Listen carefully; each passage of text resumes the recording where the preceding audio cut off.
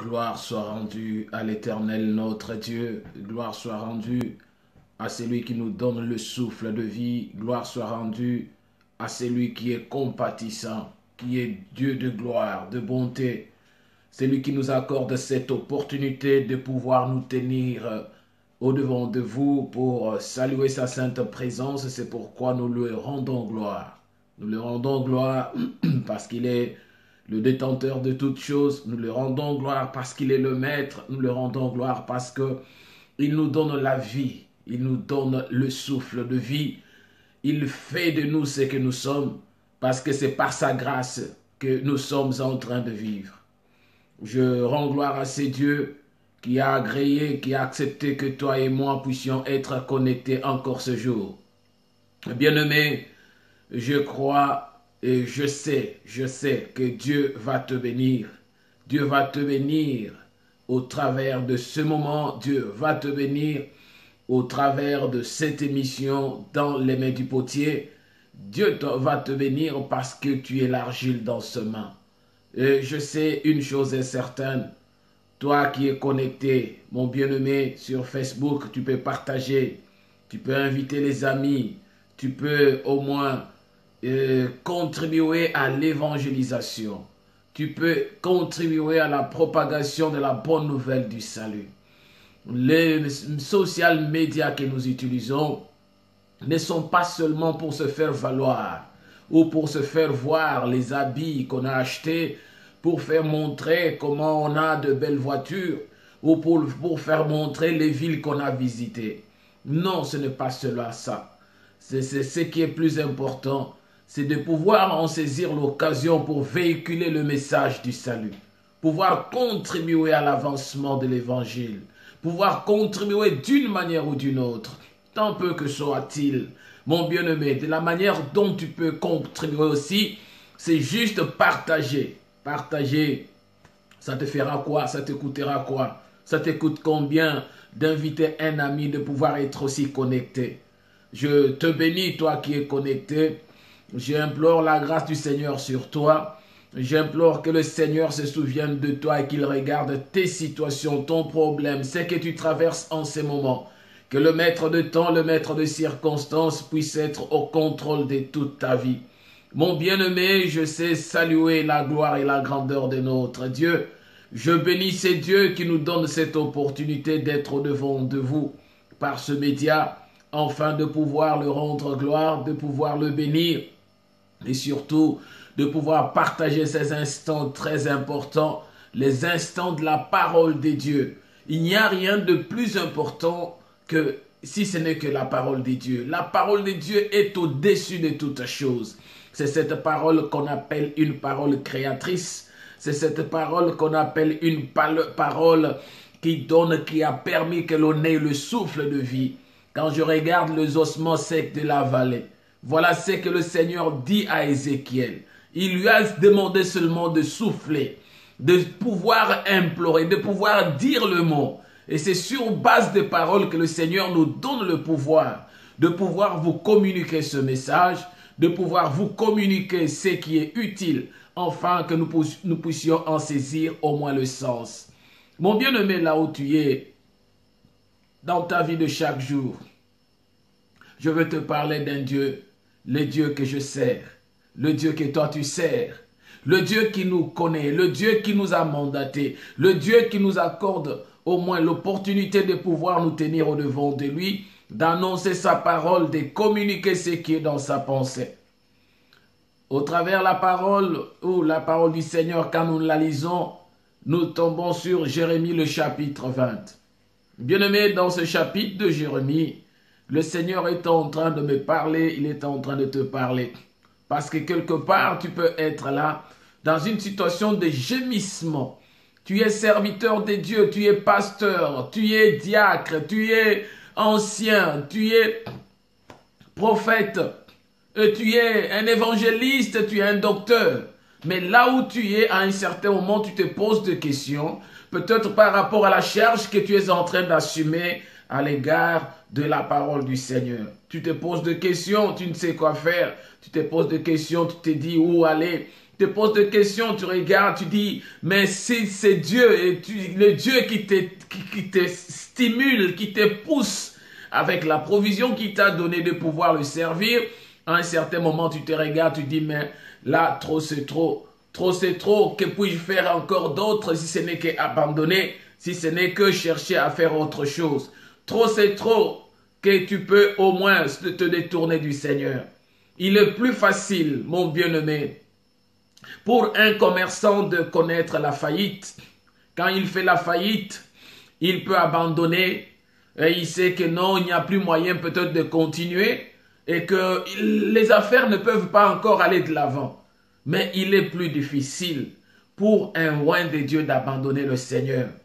Un serviteur de Dieu, un oint de Dieu, un appelé de Dieu, il lui est très difficile d'abandonner le Seigneur. Parce que quand tu vas chercher à abandonner, il y a toujours ce stimulus, il y a cette puissance, cette voix qui vibre en toi, qui te dit, n'abandonne pas. Persévère, continue, cherche encore l'Éternel, malgré les situations, malgré les moments difficiles, malgré les circonstances. Tu dois continuer à chercher l'Éternel, ton Dieu. Tu dois continuer à tourner le regard au devant de ces dieux merveilleux, puissants, qui est celui qui est le maître de temps, le maître des circonstances.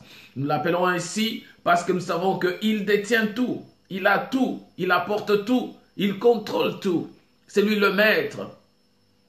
Que le Seigneur te bénisse, que le Seigneur soit glorifié en ces moments, que le Seigneur tende sa main au devant de ces peu de paroles que nous allons partager en ces moments. Je suis dans Jérémie le chapitre 20, disais-je. Dans le chapitre 20, je lis à peu près 4 versets ou 5 que je vais lire. Je m'excuse de ma voix, un peu enrhumée, un peu de grippe, mais je sais... Le Dieu de grâce est au contrôle de toutes choses. Ce n'est pas la grippe qui peut m'empêcher de pouvoir te parler de la part du Seigneur. La Bible me dit ceci, je lisais Jérémie 27. Tu m'as persuadé, Éternel, et je me suis laissé persuader. Tu m'as saisi, tu m'as vaincu, et je suis chaque jour un objet de raillerie. Tout le monde se moque de moi, car toutes les fois que je parle, il faut que je crie à la violence et à l'oppression. Et la parole de l'Éternel est pour moi un sujet d'opprobre et de risée chaque jour. Si je dis je ne ferai plus mention de lui, je ne parlerai plus encore en son nom, il y a dans mon cœur comme un feu dévorant qui est renfermé dans mes os. Je m'efforce de le contenir et je ne le puis. Car j'apprends les mauvais propos de plusieurs, l'épouvante qui règne alentour. Accusez-le et nous l'accuserons. Tous ceux qui étaient en paix avec moi observent si je chancelle. Peut-être se laissera-t-il surprendre et nous serons maîtres de lui, nous tirerons vengeance de lui. Mais l'Éternel est avec moi comme un héros puissant. C'est pourquoi mes persécuteurs chancellent et n'auront pas les dessus. Ils seront remplis de confusion pour n'avoir pas réussi. Ce sera une honte éternelle qui n'oubliera pas. L'Éternel des armées éprouve le juste, il pénètre le rein et le cœur. Je verrai ta vengeance s'exercer contre eux, car c'est à toi que je me confie, ou je confie ma cause. Ceci est la parole du Seigneur. Cette parole est pour moi et pour toi une parole qui peut nous réconforter à un certain moment de la vie où nous regardons les choses qui sont en train de basculer, les choses en train de tourner en rond ou les choses en train de tourner d'une manière dans l'environnement. Les gens qui sont tout autour de nous, les gens qui nous entourent, qui viennent, qui nous regardent de près ou de loin, ces gens-là qui méditent au devant de nous, qui méditent contre nous, qui sont en train de chercher enfin que l'on puisse chuter, que l'on puisse succomber, que l'on puisse abandonner l'amour que nous avons pour le Seigneur. Jérémie, nous savons, un jour, cet homme, un petit gamin qu'il était, Il entend la voix de Dieu se faire entendre à lui. Et cette voix, en quelques points précis, la voix est en train de lui dire des paroles qui étaient précises. Et Dieu l'a envoyé. Dieu le mandatait, ou Dieu voulait qu'il commence à exercer ce que lui avait déjà placé en lui. Nous savons que le Seigneur est en train de lui parler. Ces paroles qui sont précises, là je reviens un peu pour comprendre cet homme de Jérémie. Parce qu'il s'agit de Jérémie que nous avons lu dans ce chapitre 20. Et cette situation est aussi comparable peut-être à la situation que tu traverses toi, serviteur de Dieu. La situation que tu traverses toi, enfant de Dieu. La situation que tu traverses toi, le oint du Seigneur. Tu traverses par moments une situation qui est difficile. Une situation qui est en train de bouger, de faire bouger ta vie, ton cœur. Tu as une tendance d'abandonner. Peut-être l'église ne marche pas. Peut-être les activités que tu fais pour le Seigneur ne marchent plus. Mais tu te poses des questions. C'est parce que les gens qui sont tout autour de toi, aux alentours, ils attendent que tu puisses tomber comme une mangue qui peut être cueillie sans pour autant qu'elle soit mûre. Mon bien-aimé, j'aimerais te dire que le Seigneur parle avec des paroles trop précises. Quand nous revenons dans Jérémie le chapitre 1er. Le Seigneur est en train de parler à ces jeunes hommes, un petit gamin, un jeune homme, un garçon. Le Seigneur est en train de lui dire, avant que je te formasse dans le ventre de ta mère, je t'ai connu. Là, c'est la préconnaissance de Dieu. Avant qu'il soit formé dans le cœur, dans le ventre, avant que sa mère ne conçoive. Pouvons-nous nous imaginer cela? C'est pourquoi nous disons que Dieu est le créateur. Dieu connaît le plan. Même quand le papa et la maman vont se rencontrer pour avoir un enfant, Dieu était déjà au contrôle. Il savait que Jérémie devait naître. Et que lorsque Jérémie devait naître, le Seigneur dit que avant que je te formasse dans le ventre de ta mère, c'est-à-dire avant cela, ce qui était dans la pensée des deux conjoints. Avant qu'ils ne se rencontrent, le Seigneur avait déjà connu. Il connaissait déjà. Je t'ai connu. Nous avons dit c'est la préconnaissance de Dieu. Dieu savait cela. Avant que tu sortisses de son sein, je t'ai sanctifié. Être sanctifié, cela veut dire être mis à part. Voilà que cet enfant devait naître. Au moment où Dieu le connaissait déjà, et qu'au moment où Dieu le connaissait, Dieu attendait qu'il puisse sortir. Et lorsqu'il est sorti du ventre, du sein de sa maman, lorsque l'enfant devrait sortir du sein de sa maman, la Bible nous dit, avant que tu sortisses de son sein, c'est-à-dire tu étais encore dans le sein, le temps qui est arrivé maintenant pour que la femme puisse accoucher, Dieu avait déjà mis à part Jérémie, mis à part pour son service, mis à part pour pouvoir œuvrer pour le Seigneur. Vous savez, mes bien-aimés, dans toutes choses, il n'y a que Dieu, le seul capable, qui nous donne les capacités, qui a la possibilité d'appeler, qui a la possibilité de choisir, la capacité de mettre à part et de nous envoyer pour le servir. Peut-être que tu te retrouves en train de servir le Seigneur sans savoir à quel moment et depuis quel temps le Seigneur t'avait mis à part pour le servir. Dieu savait et connaissait cela. C'est pourquoi nous l'appelons qu'il est le potier. Le potier, avant de former un vase, il a déjà conçu le modèle du vase qu'il va faire. Il a déjà conçu l'idée de ce vase qu'il va former. Il a le fond et la forme. Et lorsqu'il commence à manipuler l'argile, il connaît ce qu'il est en train de faire. Dans l'idée créatrice ou imaginaire du potier, il est en train de concevoir ce que les hommes ne peuvent pas voir. Mon bien-aimé, laisse-moi te dire que au moment où le Seigneur se décide de pencher le regard à l'égard d'une personne, le Seigneur regarde la destinée, le destin de chacun. Il regarde dès le ventre de la mère. Nous avons parlé autrefois, lorsque nous avons dit qu'il y a le moulage, il y a aussi le modélage. Le moulage comme un système ou une pratique que certains potiers, certains artistes ou ceux qui forment, qui font de vases, ils peuvent s'inspirer du moulage, c'est-à-dire ils prennent le moule, ils mettent seulement la pâte dedans et ils vont seulement presser pour donner la forme, pour sortir la forme. C'est quelque chose qui a été déjà conçu et tout ce qu'ils peuvent faire, ils n'ont qu'à remplir de l'argile ou de la terre pour pouvoir en sortir une forme donnée. Nous regardons les briques cuites, nous regardons les blocs de ciment. Il y a déjà un appareil bien conçu qui est le moule dans lequel on n'a qu'à remplir ce qu'il faut remplir pour donner la forme. Dieu ne s'inspire pas du moulage. La pratique du moulage n'est pas pour Dieu. Parce que cette pratique du moulage sort les briques qui sont uniformes, qui sont les mêmes. Parce que la pâte étant déjà mélangée, et voilà qu'on va sortir les mêmes briques, même design, toutes les qualités seront toujours les mêmes. Mais au devant de Dieu, c'est là où il y a la différence.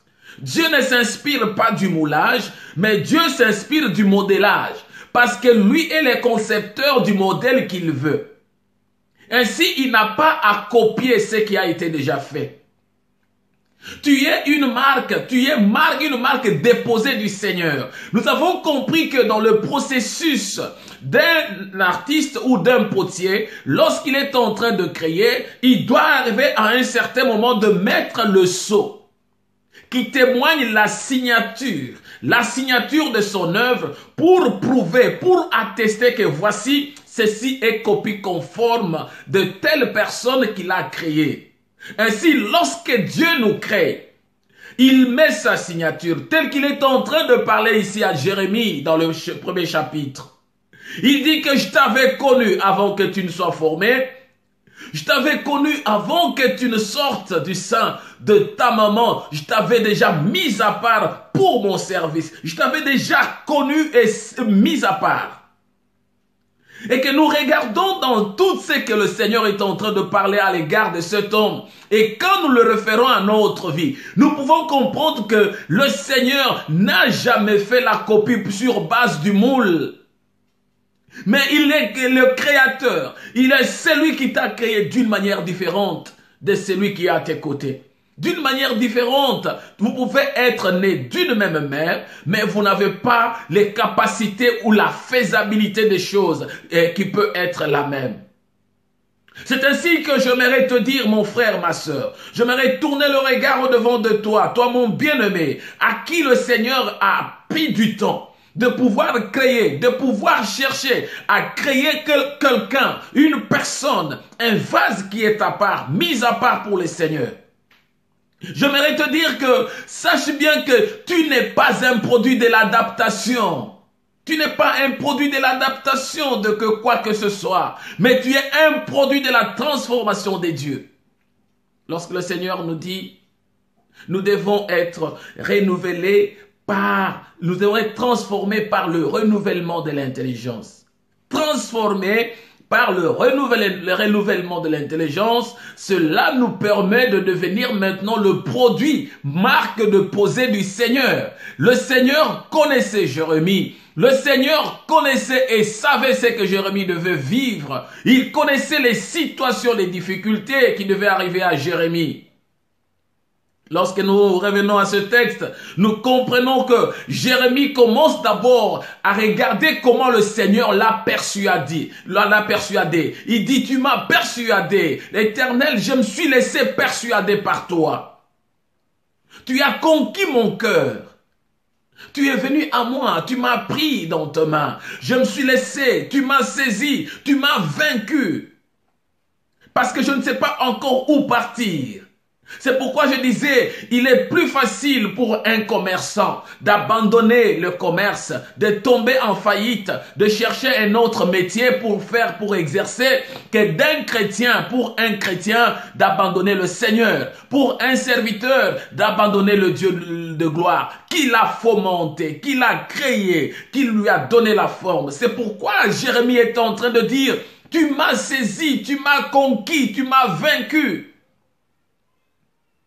Mais le problème qui est là est que Jérémie regarde que chaque jour quand il est en train de marcher, bien que le Seigneur l'a conquis, bien que le Seigneur a gagné son âme, bien que le Seigneur a gagné son cœur, bien qu'il est en train de faire ce que le Seigneur attend de lui.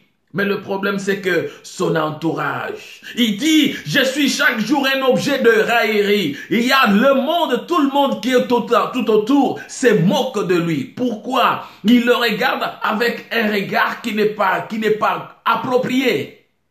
Lorsqu'on regarde Jérémie, et je suppose en ce temps, en ce moment, tel que Jérémie est en train de le décrire, c'est-à-dire que lorsqu'il passait, tout le monde savait que voilà celui qui a toujours prophétisé. Voilà celui qui a toujours prédit l'avenir. Voilà celui qui a toujours parlé de ceci, cela. Parce que quand nous regardons la mission que Dieu a donnée à Jérémie, il a dit, Jérémie, tu vas déterrer, tu vas déraciner, tu vas donc couper, déterrer et tu vas planter. C'était ça la mission importante que le Seigneur a donnée à Jérémie. Il était très difficile par moments pour lui pour être accepté parmi les hommes. Très difficile pour être accepté au milieu des autres serviteurs. Très difficile pour être accepté au milieu de ses enfants, de sa famille plutôt. On le supportait difficilement parce que ce qu'il disait s'accomplissait. Il reprenait les gens pour qu'ils ne puissent pas continuer à marcher dans le mal, à faire le mal. C'est ainsi que tout le monde se moquait de lui. Car chaque fois qu'il pouvait parler, la Bible me dit, il fallait qu'il puisse crier, qu'il puisse dire aux gens à haute voix, qu'il puisse percer le biberon, qu'il puisse crier à la violence, à l'oppression. Il criait contre toutes ces choses-là, les mauvaises choses. Il devait toujours parler.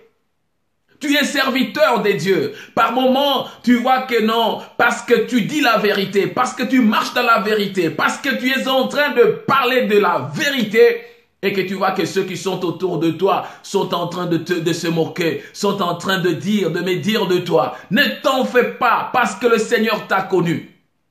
Ne t'en fais pas parce que le Seigneur t'a choisi, parce que le Seigneur connaît ce que tu dois faire. Ne sois pas surpris de voir que les gens sont jaloux de toi. Ne sois pas surpris de voir que les gens sont en train de te fuir. Pourquoi? Parce que tu leur dis la vérité. Si tu es dans la vérité et que tu demeures dans la vérité, tu es en train de rendre gloire à ton Seigneur, celui qui t'a donné, qui t'a mandaté, qui t'a donné une mission à accomplir. Il dit, quand il est en train de dire, je suis devenu comme un sujet de risée chaque jour. Quand je passe, les gens parlent de moi. Mon bien-aimé, il faut qu'on parle de toi. Si tu es réellement un serviteur de Dieu, il faut que les gens parlent de toi. Que les gens parlent de la vérité que tu craches de ta bouche. Que les gens parlent de la vérité que tu es en train de dire. De la manière que tu es en train de servir le Seigneur. Que les gens parlent de toi en bon parce que tu es en train de servir le Dieu très haut. Mais au-devant de toutes ces choses, ça commençait à créer un problème au-dedans, au cœur de Jérémie. Au cœur de Jérémie, il a commencé à regarder, il dit non, désormais je ne dois plus encore parler de la part du Seigneur. Je ne ferai plus encore mention de Dieu. Je ne parlerai plus encore en son nom. Il a dit non, c'est encore mieux d'abandonner, d'aller chercher ailleurs. Pourquoi? Parce que il sentait... Lorsqu'il disait cela, lorsqu'il disait qu'il devait abandonner, lorsque le cœur, la pensée de l'être humain, vous savez, à un certain moment, il y a des situations devant desquelles tu regardes, tu te vois, tu dis, mais là, il faut que j'abandonne. Trop, c'est trop.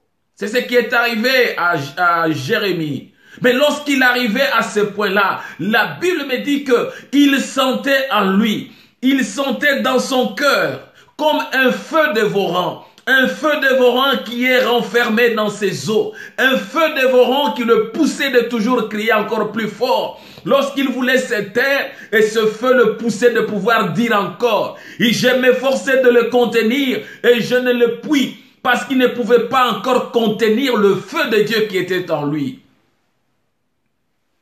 Plus facile d'un homme d'affaires de tomber en faillite, de changer le business.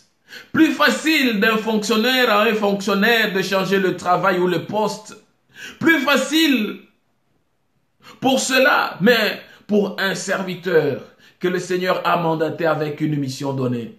Le Seigneur a donné une provision nécessaire. Le Seigneur a communiqué une pensée à pouvoir transmettre. Il est plus difficile que cet homme, que toi mon frère, si réellement tu es un produit de la formation, du modèle que le Seigneur a créé, il te sera facile d'abandonner.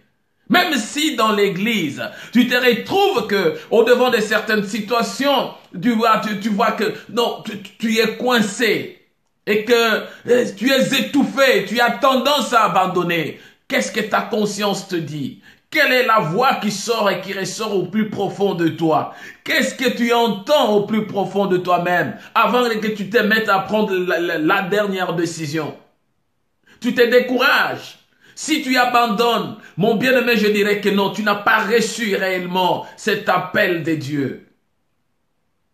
Si tu es dans le vrai, je sais que le Seigneur te donnera toujours, il te stimulera toujours, il te poussera toujours, comme il pouvait pousser Jérémie de ne pas abandonner. Il sentait une force, bien qu'il pouvait écouter les mauvais propos qu'on pouvait dire de lui. Il pouvait entendre les choses, comment on pouvait le chercher à le piéger, qu'il puisse tomber, qu'on puisse le surprendre en flagrant délit de certains péchés ou de ceci, les pièges tendus sur sa vie ou sur sa voie ne pouvaient pas aboutir parce que cet homme s'était confié au Seigneur. Cet homme, le feu de Dieu était dans sa vie. Cet homme, en lui brûlait le feu de l'Éternel. Ainsi, quand le feu brûlait, il était très difficile à cet homme d'abandonner le Seigneur. Bien que les gens attendaient sa chute, bien que les gens pouvaient attendre de le surprendre quelque part,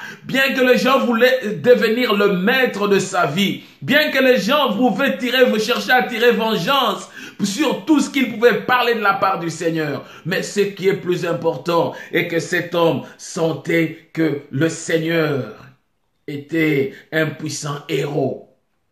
Il sentait, il s'est référé au Seigneur. Il savait encore avoir confiance en ses dieux. Il pouvait tourner le regard au devant de ses dieux, malgré que tous ceux qui attendaient qu'il puisse chuter, mais il est en train de prier. Il sentait en lui que ce sont ses persécuteurs qui tomberont. Ce sont ces persécuteurs sur qui le Seigneur exercera la vengeance. C'est sur eux que le Seigneur mettra la confusion. Mon bien-aimé, laisse-moi te dire une chose. Lorsque le Seigneur appelle Jérémie, ce n'était pas facile pour Jérémie de pouvoir commencer l'œuvre du Seigneur. Ce n'était pas facile parce que lorsque le Seigneur l'a appelé, il avait un problème. Je dis bien que quand le Seigneur a choisi pour annoncer, le Seigneur aussi donne aussi une mission à servir de témoin. Celui qui annonce le Seigneur doit servir de témoin. C'est-à-dire que quand tu annonces le Seigneur, tu dois avoir un témoignage. Tu dois communiquer un témoignage. Le Seigneur ne peut pas te faire passer par l'épreuve pour rien. Tu peux connaître l'épreuve de la maternité, toi qui es serviteur de Dieu. Tu peux connaître l'épreuve des souffrances, l'épreuve financière, ou toutes sortes d'épreuves que tu peux connaître durant une période donnée. Sache bien que le Seigneur, il est le juste juge, il est le puissant héros. C'est ainsi que cet homme pouvait tourner le regard. Cet homme pouvait reconnaître cela. Lorsque le Seigneur t'appelle à quelque chose, si le Seigneur t'a choisi, il t'a choisi pour servir de témoignage. Peux-tu servir aussi de témoignage par rapport à ce que tu vis, à ce que tu traverses? Peux-tu espérer encore au Seigneur pour dire qu'il est le héros puissant? C'est lui qui a tout. Est-ce que tu sens encore en toi une force qui vient au-devant de toi, qui te dit comme un feu dévorant, qui te dit n'abandonne pas, qui te dit continue et persévère? Est-ce que tu sens la communion avec le Seigneur dans ta vie? Est-ce que tu sens ce reflet d'un enfant de Dieu qui tourne le regard au-devant des situations et moments difficiles, qui se dit non, Seigneur, j'ai besoin de toi, et il sent la présence de Dieu tout autour de lui? Bien-aimé, j'aimerais dire que quand le Seigneur a choisi, il t'a choisi, tu dois servir de témoin ou de témoignage. Tu dois servir de cela.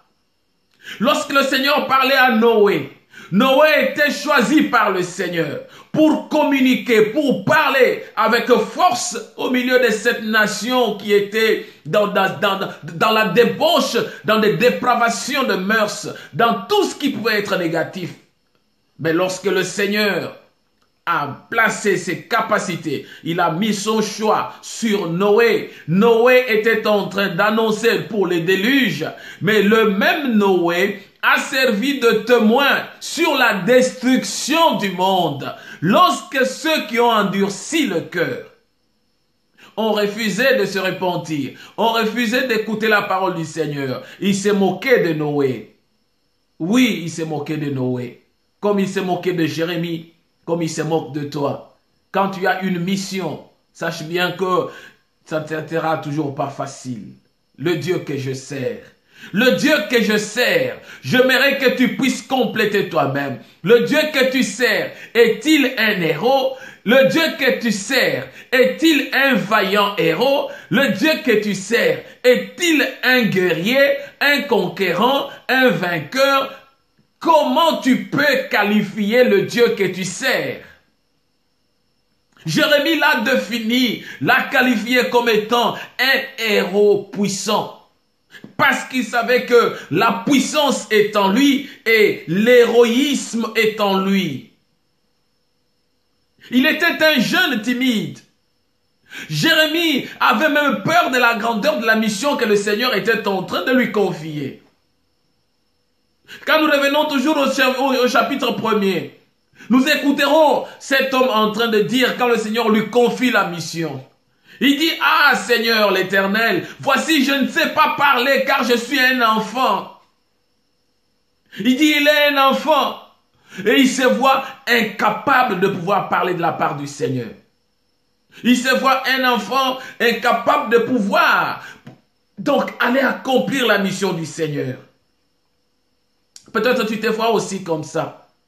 Il y a les gens dans la Bible qui se sont aussi trouvés avec des incapacités de pouvoir servir le Seigneur. Moïse, lorsque le Seigneur l'a appelé, il a fait une objection presque similaire. Lorsqu'il regardait, il dit, mais moi je ne sais pas parler.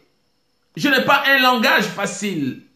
Il trouvait un moyen, un échappatoire pour ne pas servir le Seigneur, pour s'éloigner de l'appel du Seigneur. Il trouvait un échappatoire. Mais lorsque nous allons plus loin, nous savons qu'il y avait en Israël un prophète du nom de Amos. Amos, cet homme, c'était quelqu'un qui venait dans on appelle en anglais, on dit un outsider. Quelqu'un qui n'avait pas de référence. Quelqu'un qui n'avait pas, au moins, qui n'était pas connu. Mais le Seigneur l'a ramassé derrière le troupeau, là, en brousse, là où il était. Le Seigneur le prend. Il n'était ni fils de prophète, mais un simple berger derrière ce troupeau. Un homme pauvre qui n'avait rien, qui se regardait, il se disait, est-ce que moi je peux aussi arriver à Jérusalem un jour? Mais le Seigneur l'a pris derrière le troupeau au village où il était. Il dit, va prophétiser à mon peuple d'Israël. Et il devait quitter le village pour aller jusqu'à Jérusalem prophétiser. Lui aussi se regardant, il se dit, non, qui suis-je?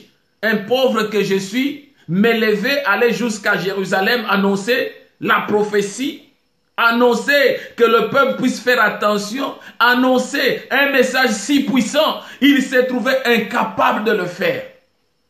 Combien de fois tu t'es trouvé aussi incapable? Incapable de dire une parole à notre Seigneur. incapable de servir le Seigneur, incapable de venir au devant du Seigneur. Tu te vois par moments trop jeune, tu te vois par moments, bon, tu dis non, ton temps n'est pas encore arrivé. Au moment où il y a un bouillonnement de la parole, du feu de l'Éternel dans ton cœur, et toi tu trouves toujours des raisons pour ne pas aller le servir. Le Dieu que je sers, le Dieu que tu sers, le Dieu que nous servons est un pourvoyeur. Lorsque tu acceptes de pouvoir exercer ce qu'il a mis en toi, ne regarde pas ton incapacité. Ne regarde pas, tu restes, tu te dis non, tu n'es pas en mesure. Qu'est-ce qui prouve que tu n'es pas en mesure? Le Dieu que je sers, le Dieu que tu sers, il a besoin de toi. Ce Dieu-là a besoin de toi parce que tu es seul. Il est le pourvoyeur. Il y a en lui des ressources suffisantes qui peuvent combler le besoin, le vide que tu as. Et lorsque Moïse avait pris la décision d'aller de l'avant, d'écouter la parole, cette parole qui bouillonnait en lui, mais Moïse avait compris, il est parti, il a servi le Seigneur et même le Pharaon avait peur de lui. Bien-aimés, à un certain moment, nous devons comprendre comment nous devons servir le Seigneur. Nous devons comprendre le langage de notre Seigneur. Ne néglige pas la provision que Dieu t'a accordée. Ne néglige pas l'appel que Dieu a formulé en toi. Le choix de Dieu qui est en toi, ne le néglige jamais. Parce que l'Éternel va adresser à Jérémie de diverses paroles d'encouragement. Il est en train de parler à Jérémie. De paroles d'encouragement, de paroles de promesses, le donnant les ordres précis, avec précision. Il l'encourage, il le fortifie, il lui donne des promesses précises. Il dit, tu iras et tout ce que je te commanderai, tu le diras. Nous regardons cela. Par moments, on devient serviteur de Dieu, on est serviteur de Dieu, mais on n'a pas la possibilité de dire tout ce que le Seigneur nous donne comme mission ou comme parole. Nous nous limitons à ce que nous pensons faire. Nous ne laissons pas que l'Esprit de Dieu nous pousse à pouvoir dire ce que le Seigneur veut. Le Seigneur lui donne des précisions. Il dit, je suis avec toi. Je serai avec toi. Je suis avec toi pour te délivrer. Mais toi, tu pars, tu dois dire, tu dois communiquer, tu dois faire ce que moi je te dis. Là, nous sommes dans Jérémie, toujours le chapitre 1er, et je combine le chapitre 1er avec le chapitre 20, parce que le chapitre 1er, c'est l'appel de la mission confiée à Jérémie, la façon qu'il devait exercer sa mission, mais le chapitre 20, c'est là où il est buté à des difficultés énormes. Comment il s'est en sorti? Dieu ne l'a-t-il pas dit aussi à Gédéon? Lorsque nous regardons Gédéon, il était plus petit de la maison de son père. Il battait le froment. Le Seigneur apparaît auprès de Gédéon. Il dit, non, vaillant héros. Gédéon se regarde, il dit, moi, être vaillant héros. Mon bien-aimé, combien de fois tu négliges l'appel du Seigneur? Combien de fois? Josué, lorsqu'il a pris la relève de Moïse, bien sûr, Josué s'est regardé, il voyait qu'il était incapable. Mais le Seigneur lui a dit, non, toi, le secret pour réussir, c'est la parole, le livre de la loi. Lis ce livre, nuit et jour. Tu auras de la sagesse, je suis avec toi. Moi, je t'accompagnerai. Dieu l'a encouragé. C'est ainsi que je veux te parler, toi, mon frère, ma soeur. Toi que le Seigneur a appelé. Toi que le Seigneur veut que tu puisses accomplir une mission dans la vie. Toi qui es le détenteur, la détentrice d'une mission de Dieu. Dieu est là. Il t'encourage au travers de ce message. Il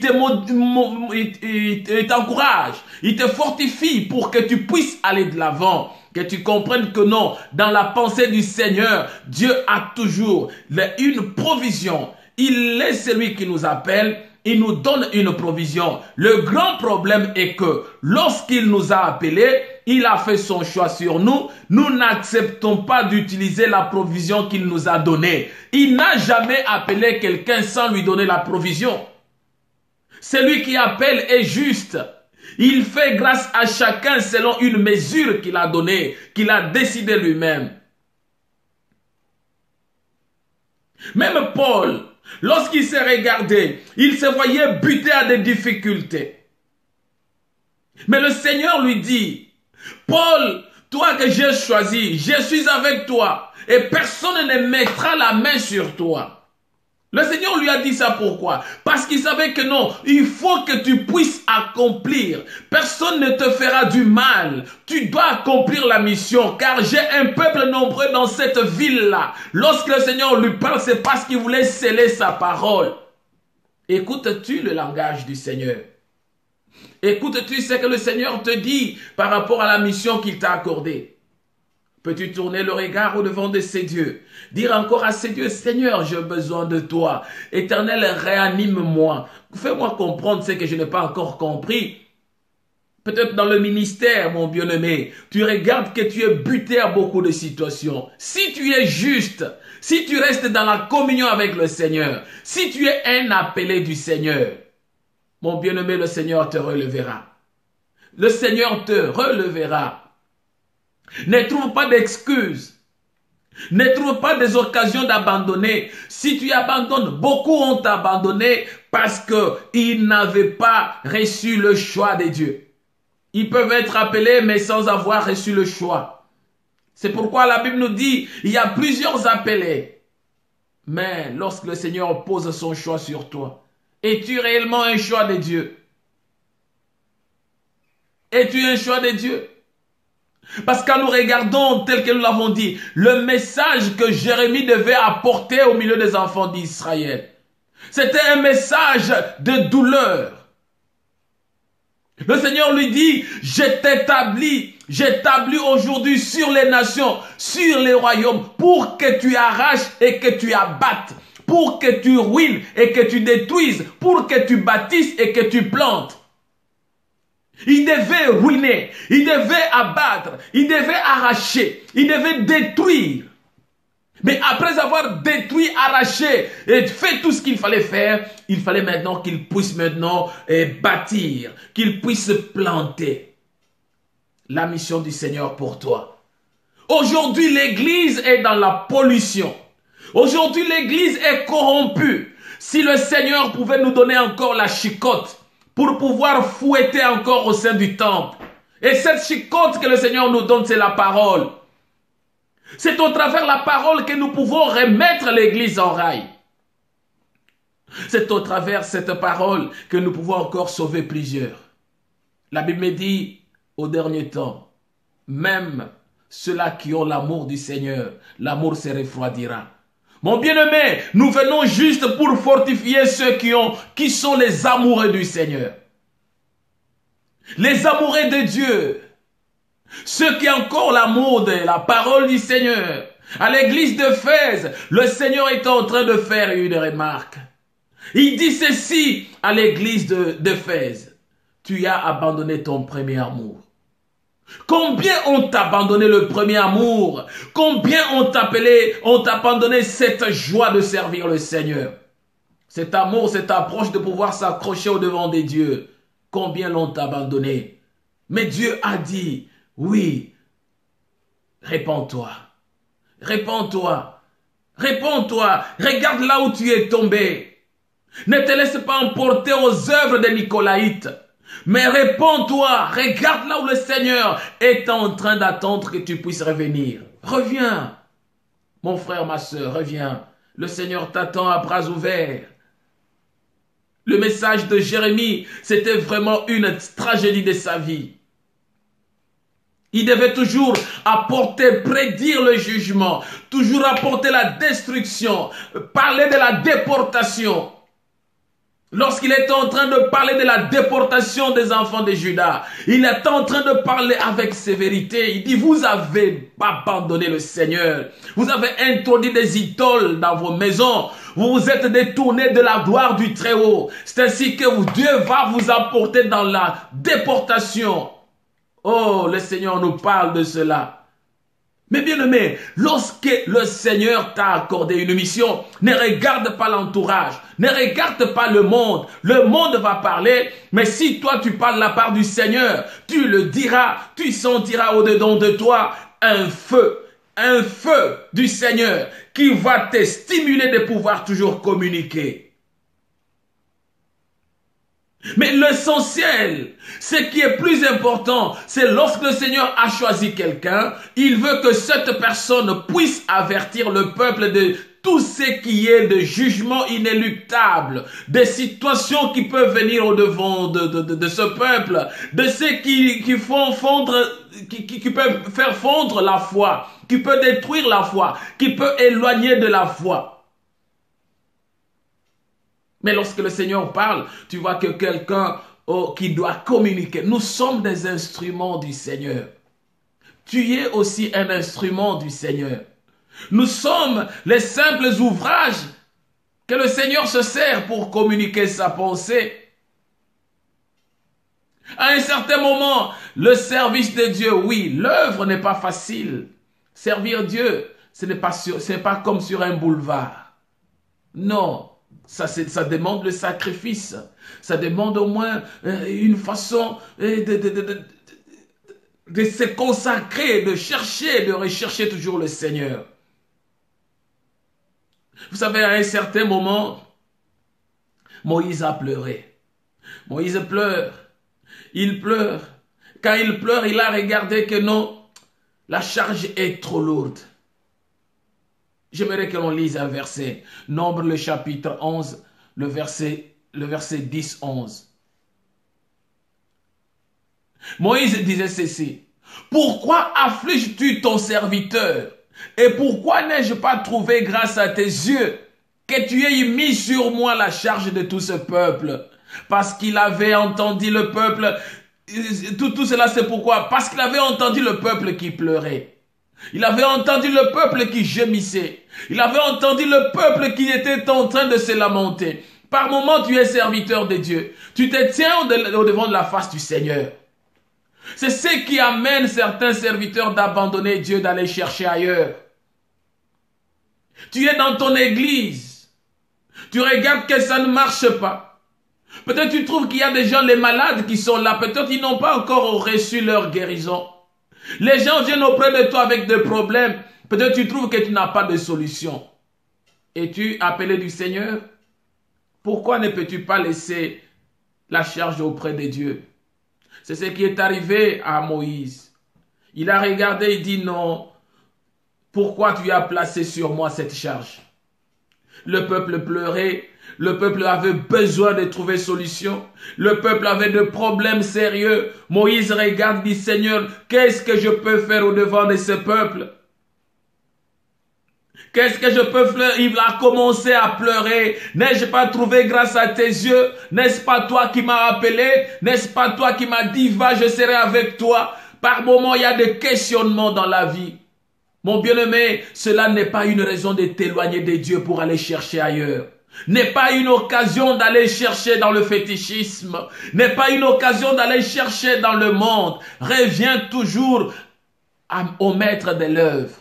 C'est lui qui est le maître. C'est lui qui sait coordonner, orienter toutes choses. C'est lui qui sait te donner la direction. Par moments, tu as envie d'abandonner en regardant toutes les réalités de la vie, de ce qui est tout autour de toi. Au plus profond de toi, tu te dis non, il n'y a rien qui marche encore. Mais est-ce que ressens-tu au moins le feu de vos rangs, le feu que tu ne peux contenir au-dedans de toi? Si tu ne sens rien, ceux qui ne sentent plus rien, ce sont ceux-là qui recourent auprès de féticheurs, ceux qui vont auprès des magiciens, ceux qui vont par-ci, par-là chercher d'autres choses, des amulettes et autres.